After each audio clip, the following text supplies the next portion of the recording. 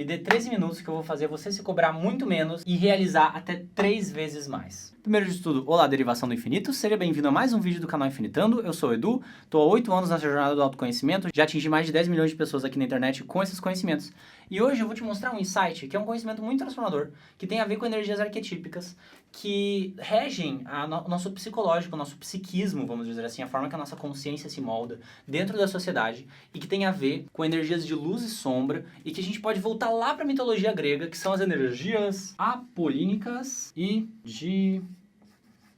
dionisíacas. Nossa, Edu, tá falando difícil, né? Deu vontade de falar difícil hoje. Mas é bem simples, eu vou te mostrar o que tem a ver isso com produtividade e cobrança, porque tem muito a ver, tá? Então, me acompanha aqui. Basicamente assim, ó, na mitologia grega, o deus Apolo é um deus que tem a ver muito com a questão da ordem, da luz, ao sol. Tem a ver com a ação, né? E de alguma forma tem a ver também com o masculino, beleza? Então, o que acontece é que esse arquétipo aqui, ele é muito importante, né? Ou seja, essa coisa, esse deus, assim, é muito importante. Só que o que acontece é que a nossa sociedade, ela passou a valorizar extremamente essas características aqui, né? Ser masculino, ser sol, ser mais yang, mais ação, ter tudo ordenado, tudo controlado, tudo higienizado o tempo todo. Viu como um aspecto, tipo assim, o mais importante, o mais valorizado de todos.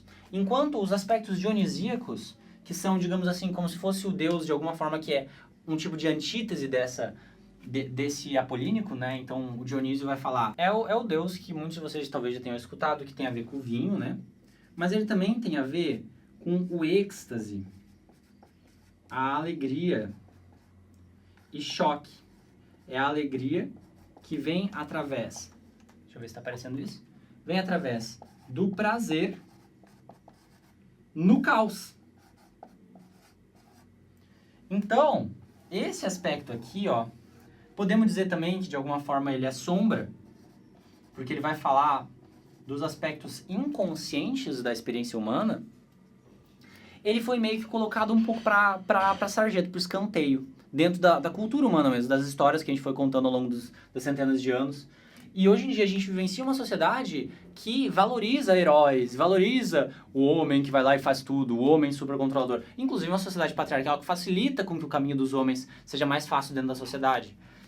E dos seres que, enfim, desempenham uma energia masculina mais intensa. Então, por exemplo, mulheres, seres com corpos femininos, né? Que eu até prefiro usar esse termo, tenho me corrigido para usar esse termo, porque é mais, traz uma liberdade de gênero e definição de gênero maior. Seres com corpos femininos que desejam prosperar, enriquecer na nossa sociedade, a não ser que tenham um apoio, né, de uma rede forte, precisam ter muito essa expressão masculina de ser proativa, agir e ser sempre ordenada e tal, e fazer as coisas acontecerem. E essa parte aqui, gente, foi colocado de alguma forma como errado, rejeitado, julgado, o caótico, o horroroso, o criminoso, o indecente, o inconveniente. Então daí a gente abre mão desse aspecto aqui da consciência, tá? Então é um aspecto da consciência, não só uma coisa social. É o aspecto da consciência que experimenta mais as sombras, que experimenta mais aquele quentinho que tem dentro de libertar os rótulos da ordem, né?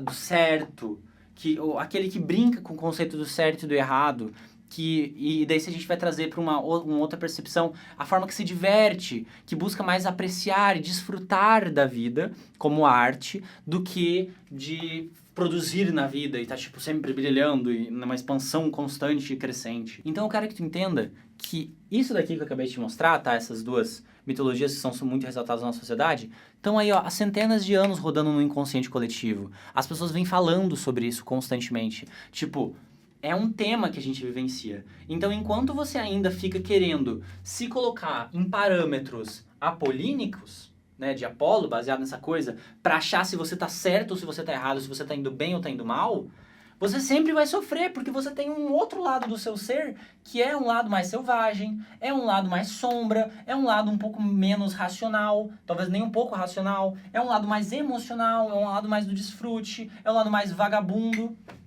E quando a gente nega esse lado, joga ele no porão e tenta ser só esse lado aqui, de certeza a gente vivencia um desequilíbrio, um burnout, às vezes até mesmo uma somatização física, tipo uma doença. Então isso é uma outra forma de dizer, que daí a gente consegue ver em muitos aspectos, né? Que a nossa sociedade prioriza e valoriza mais coisas que são da energia masculina, yang, de ação, de ir pra fora. E não só prioriza, não só valoriza mais, mas, tipo, vai mais nessa direção. Por isso que a gente sofre com coisas como, por exemplo, violência, como, por exemplo, guerras, como, por exemplo, desigualdade social, de gênero. Por conta de que essa ideia de que o masculino é superior, né, e ele precisa iluminar a escuridão, porque a escuridão é algo em si que é ruim, faz com que a gente desfrute menos, né? Aproveite menos, tenha menos contato com o nosso mundo intuitivo, o mundo interior, a nossa intuição, a nossa multidimensionalidade. E aí, por conta disso, é quase como se fosse um tipo de crença de onde, se a pessoa conseguir ser assim por muito tempo, tipo um robozinho de alguma forma, e dela, ela vai ser recompensada pela sociedade, então, tipo, com dinheiro e tal, coisas assim. E aí quer dizer que ela teve sucesso. Mas se a pessoa ela passa a vida aproveitando de uma outra forma, ou pelo menos foca mais nisso, é um artista, por exemplo, né? Que tem até aquela coisa de que artista é tudo vagabundo, ou artista não consegue ter dinheiro, a nossa sociedade não valoriza tanto, porque não vê como algo tão útil, como algo tão conveniente. Então, o que eu tô querendo trazer aqui pra você é, tipo, tirar um pouco o foco de você e você ver como isso é uma lente coletiva, tá? E daí o Dionísio também vai estar falando aqui do feminino.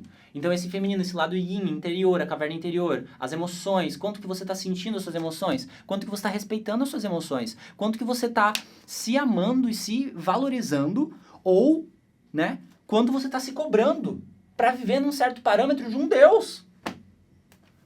X lá, Deus machão, tá ligado?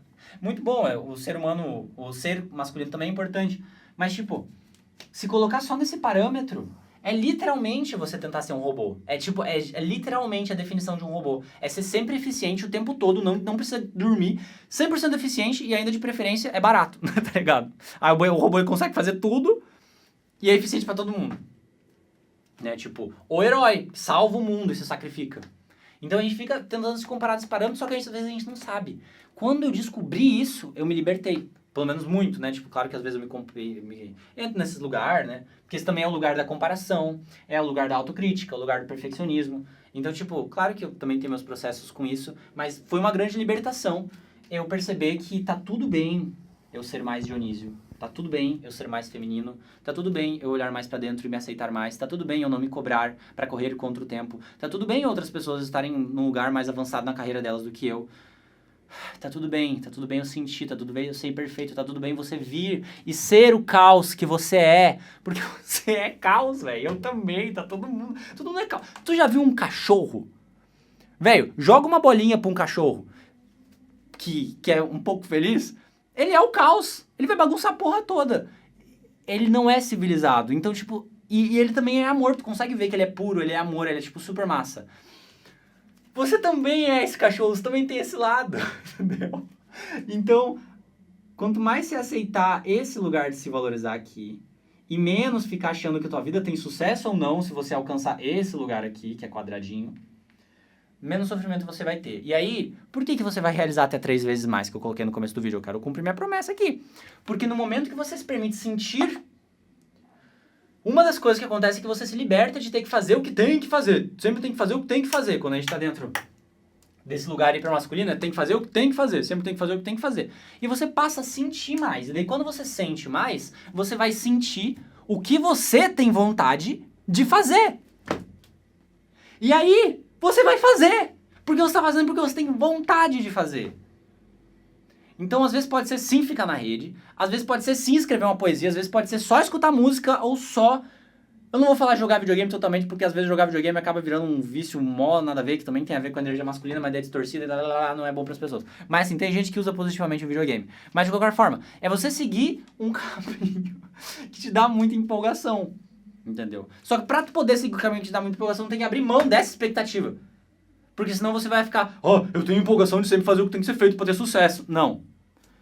Você tem empolgação no que você tem empolgação agora. Pode ser tomar um sorvete, pode ser falar com um amigo, pode ser assistir um filme, pode ser dar uma corridinha, pode ser escrever uma poesia, pode ser ouvir uma música, pode ser várias dessas coisas, pode ser criar um conteúdo mais artístico, esse tipo de coisa.